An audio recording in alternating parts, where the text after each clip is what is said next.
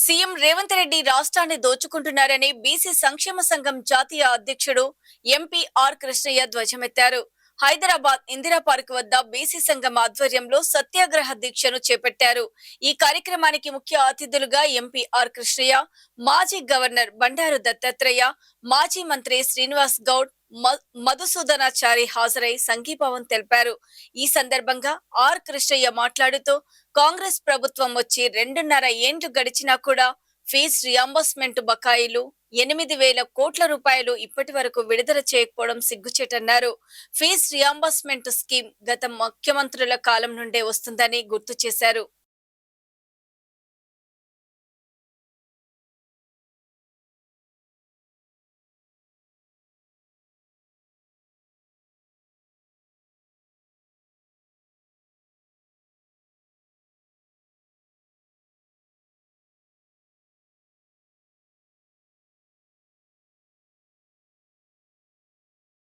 అంటే అనేక పథకాలని యాడ్ చేయాల జోడించాలి కానీ తొలగించడం నిజంగా కూడా ఈ ప్రభుత్వానికి సిగ్గుచేటు.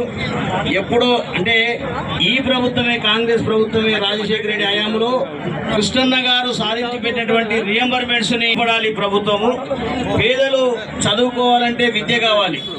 ఈ విద్య కోసం ఆయన జీవితాన్ని సమర్పించిన, మొత్తం కూడా త్యాగం చేసినటువంటి వ్యక్తి కృష్ణన్న గారు. ఈరోజు కృష్ణన్న గారు కాబట్టి కృష్ణన్న గారు సాధించినటువంటి స్కాలర్షిప్ ని ప్రభుత్వం దొంగచాటున తొలగించే ప్రయత్నం చేస్తుంది. దీన్ని విద్యార్థులు కానీ, కుల సంఘాలు కానీ, నిరుద్యోగులు కానీ, బీసీ సమాజం అంతా కూడా వ్యతిరేకించాల్సినటువంటి అవసరం ఎంతైనా ఉంది. ఎందుకంటే గతంలో ఈ స్కీమ్ను తీసేయాలని ఆఫీసర్లు చెప్తే ఆయన తీసేయకుండా మరింత మంచిగా నడిపాడు ఈ స్కీమ్ను. ఇంకా పైగా ఐఐటి ఐఎం వాళ్ళకు కూడా ఇంక్లూడ్ చేశాడు. ఇతర రాష్ట్రాల్లో చదువుతున్న వాళ్ళకు కూడా ఇచ్చాడు, చేశాడు. కిరణ్ ఇప్పుడు రేవంత్ రెడ్డి వచ్చినాక మాత్రం ఈ స్కీమ్ ఎట్లా తీసేయాలి ఆయన అనుకుంటుండు.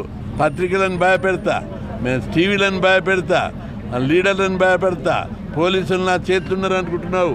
పోలీసులు నీ చేతిలో లేరు. వాళ్ళు డెమోక్రసీ కాపాడేటోళ్ళు.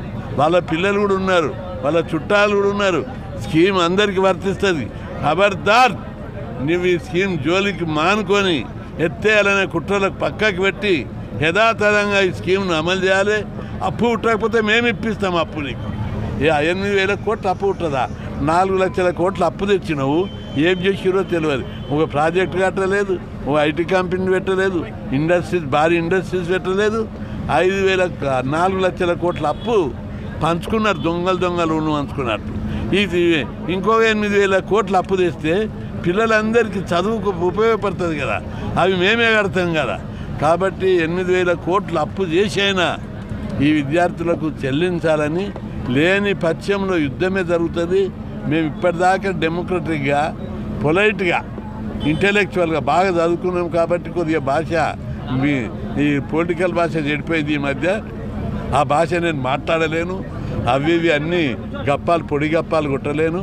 మర్యాదగా చెప్తున్నాం, వినకపోతే ప్రాక్టికల్గా చూపెడతాం. కాబట్టి ఇది చివరకు ప్రభుత్వ పతనానికి దారితీస్తుందని చెప్పి, ప్రజా ఉద్యమంగా మారుతుందని చెప్పి హెచ్చరిస్తున్నాం.